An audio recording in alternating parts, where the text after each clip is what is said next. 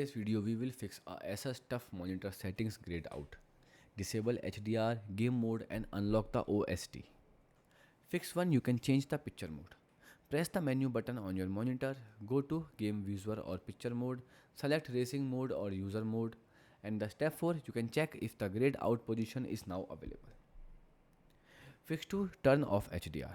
Open Windows settings, go to system and display and then turn HDR off.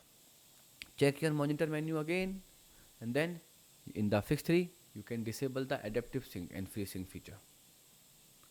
So you can first step you can open the monitor menu, then go to the gaming settings, then in step 3 turn off the adaptive sync or FreeSync. In step 4 you can see if the option becomes active.